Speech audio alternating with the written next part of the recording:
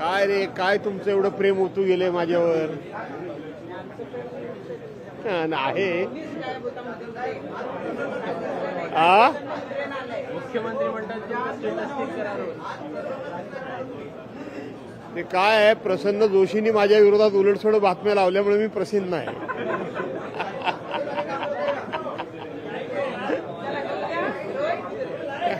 अजून पुढे जाऊ बस.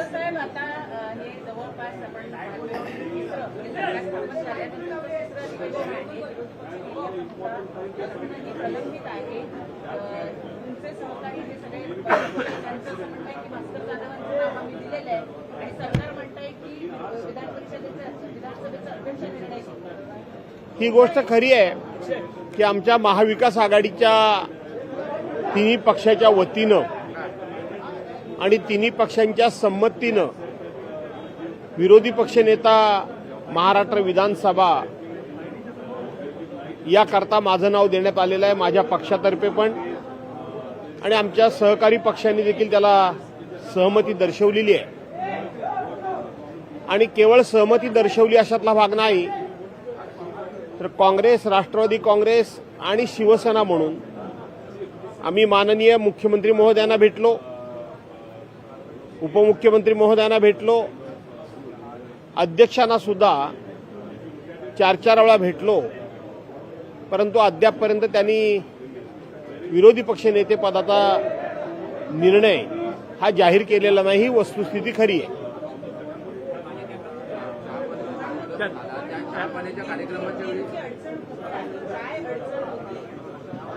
असं आहे की अडचण जी काय सातत्यानं सांगितली जात होती की एकूण सदस्य संख्येच्या 10% ज्या पक्षाची सदस्य संख्या असेल त्या पक्षाला विरोधी पक्षनेतेपद दिलं जातं, असं जे सांगितलं जात होतं ते खरं नाही. हे आम्ही नियमानं, कायद्यानं सिद्ध करून दाखवलं. त्याचबरोबर विधिमंडळाकडून म्हणजे विधिमंडळ सचिवांकडून म्हणजेच विधानसभा अध्यक्षांकडूनच एक प्रकारे त्या पत्राचं उत्तर देखील आम्ही घेतलेलं आहे की 10% सदस्य संख्येची कायद्यामध्ये आणि नियमामध्ये कुठेही मागणी नाही, तरतूद नाही, अट नाही. आणि घटनेमध्ये सुद्धा विरोधी पक्षनेता हा ज्या पक्षाची सदस्य संख्या जास्त असेल त्या पक्षाचा निवडावा ही घटनेमध्ये तरतूद आहे. त्यामुळं आपण जी अडचण सांगता अशी कुठलीही कायदेशीर अडचण, कुठलीही तांत्रिक अडचण शिल्लक राहिलेली नाही. त्यामुळं हा निर्णय सरकार आणि अध्यक्षांच्याकडे जरी बोट दाखवलं गेलं तरी शेवटी अशा विषयांमध्ये सरकारनं पुढाकार घ्यावा लागतो आणि अध्यक्षांनी सुद्धा तो पुढाकार घेण्याकरता म्हणून सरकारला भाग पाडावं लागतं. आणि म्हणून दोघांची जबाबदारी आहे. त्यांनी जरी अध्यक्षांच्याकडे बोट दाखवलं सरकारनं आणि अध्यक्षांनी सरकारच्याकडे बोट दाखवलं तरी आम्ही काय अज्ञानी नाही, आम्ही काय अनभिज्ञ नाही. ही दोघांची जबाबदारी. नारायण राणे यांनी दिलं होतं बहिष्कारासंदर्भात, त्यामध्ये तुमची सही नव्हती, त्याच्यामुळे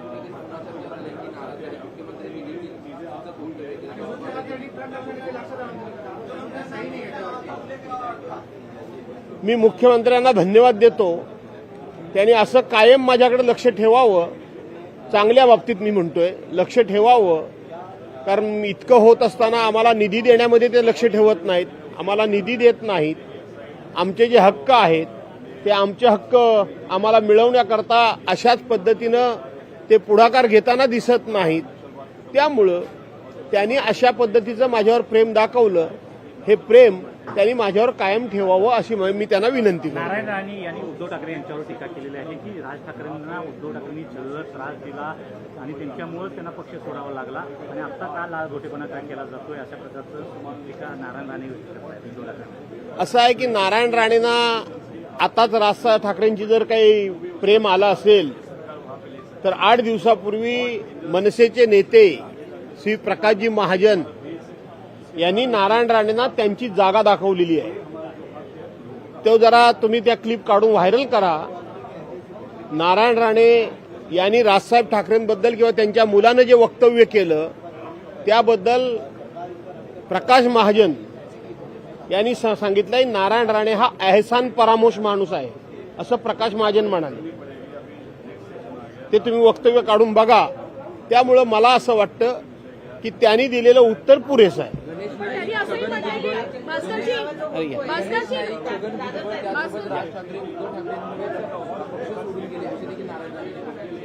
नारायण राणेंनी इतरांची काळजी करण्यापेक्षा तुम्ही तुमचा पक्ष का सोडलात? तुम्ही पक्ष काढलात तुमचा आणि 1 वर्षामध्ये आपला पक्ष का सोडलात? त्याचं उत्तर महाराष्ट्राला द्या. तुम्ही काँग्रेस पक्ष का सोडलात? त्याचं उत्तर महाराष्ट्राला द्या. तुम्ही भारतीय जनता पार्टीच्या परवांच्या दिवशी चिपळूणच्या मेळाव्यामध्ये रवींद्र चव्हाणांना इशारा का दिलात? त्याचं उत्तर द्या. खरं तर हे नारायण राणे आणि हे राणे फॅमिली याच्याबद्दल मी अनेक वेळा तुम्हाला सांगितलंय की मला प्रश्न विचारू नका, कारण यांची चोच ही नेहमी नरकातच बुडालेली असते.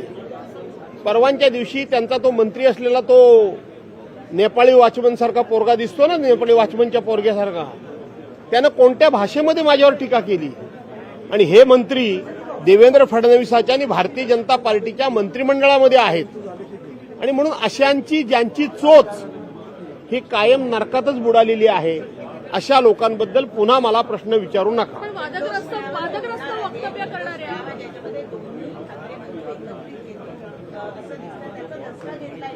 कोणी असं आहे की मी माझ्या एका मुलाखतीमध्ये मी म्हणालो होतो, मी आता सांगितलं की ज्यांची चोच नरकात बुडालेली आहे, सातत्यानं घाणेरडच बोलतात, चांगलं कधी बोलत नाही, कोणाला कधी सन्मानानं कोणाचा उल्लेख करत नाहीत, कोणाचं वय बघत नाहीत, कोणाचा अधिकार बघत नाहीत, प्रत्येकाला घाणेरड्या शब्दामध्ये बोलायचं, अरेतरविषयी भाषा वापरायची नाही. अशा लोकांबद्दल तुम्ही मला पुन्हा पुन्हा प्रश्न विचारताय की 2 ठाकरे बंधू एकत्र आल्यामुळे हे घाबरलेत का, असं तुम्ही विचारताय. आज तागायत मी अनेक वेळा अतिशय मुद्द्याचं सांगितलंय की उद्धव साहेबांनी एखादी प्रेस कॉन्फरन्स घेतली, उद्धव साहेबांनी एखादी सभा घेतली की हे ज्यांचं नाव विचारतात ते फक्त प्रेस कॉन्फरन्समध्ये घेऊन प्रेसमध्ये बोलतात. गेल्या 10 वर्षामध्ये यांना महाराष्ट्रामध्ये 50 लोकांची सभा कोणी दिली का? हे एकदा तपासून बघा. ह्या राणेंबद्दल, हे राणे जे बोलतात यांना 50 माणसांची सभा कोणी दिली का? मध्यंतरी मला असं कळलं होतं की नारायणरावांनी आपल्या मुलाला सांगितलं होतं की भास्कररावांच्यावर बोलताना जरा जबाबदारीनं बोला, पण त्यांचा पोरगा परवांच्या दिवशी जो बोललाय ज्या भाषेमध्ये, त्यामुळं मला त्यांच्याबद्दल हे तोंड उघडावं लागतंय की त्यांची चोच ही नेहमी नरकातच बुडालेली असते. हे पुन्हा एकदा मी सांगतो. राहिला प्रश्न, परवांच्या दिवशी मी हजर नव्हतो याची फार तुम्हाला चिंता पडलेली आहे. मुख्यमंत्र्यांना पडू द्या, त्याचं उत्तर मी तुम्हाला दिलंय, पण तुम्हालाही फार चिंता पडलेली आहे. मी पक्षाचाच एक जबरदस्त असा मेळावा हा उरणमध्ये होता, तिथले आमचे जिल्हा प्रमुख आणि माजी आमदार मनोहर भोईर यांनी तिथे एक पक्षाचा मेळावा घेतला होता. त्या तो मेळावा मी अगोदर घेतला होता आणि त्या मेळाव्याकरता मी तिथे उपस्थित होतो. माझ्याबरोबर आमचे दुसरे उपनेते विश्वनाथ नेरुळकर ते देखील होते. त्यामुळं मी गैरहजर जाणीवपूर्वक नव्हतो. ओके,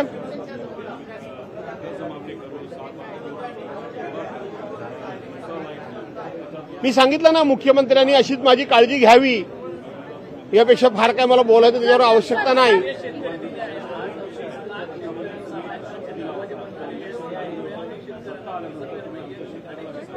आज शेतकरी दिन आहे. शेतकरी बांधवांना मी मनपूर्वक शुभेच्छा देतो.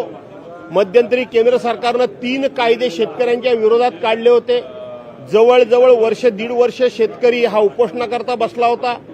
त्यांचे कसे हलाल सत्कारने सरकारने केले. 700-750 शेतकरी त्यामध्ये मरण पावले. ते पावल्यानंतर आम्ही हे कायदे मागे घेतो असं सरकारने सांगितलं, पण अद्यापपर्यंत आपल्या घोषणेची पूर्तता केलेली नाही. चांगले शेतकऱ्यांच्या हिताचे कायदे आणलेले नाहीत, म्हणून केंद्र सरकारचा निषेध करावा तेवढा थोडा आहे. राज्य सरकारनं निवडणुकीमध्ये शेतकऱ्यांचा 7-12 कोरा करू म्हणून सांगितलं आणि आता सांगितलं योग्य वेळेला करू, म्हणजे निवडणूक तोंडावर आल्यानंतर खोट्या घोषणा करायच्या, आणि म्हणून त्यांचा देखील निषेध आम्ही करतो. आणि आम्ही संपूर्णपणे शेतकऱ्यांच्या पाठीशी उभं कायम राहणार आहोत. मुंबई महापालिकेसंदर्भात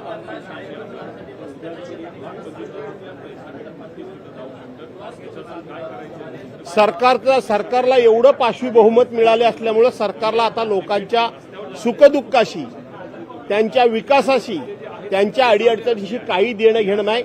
सरकार प्रचंड अहंकारामध्ये, मस्तीमध्ये आज या ठिकाणी डुबलेलं आहे. मुंबई महापालिकेसंदर्भात काँग्रेस स्वबळाचा नारा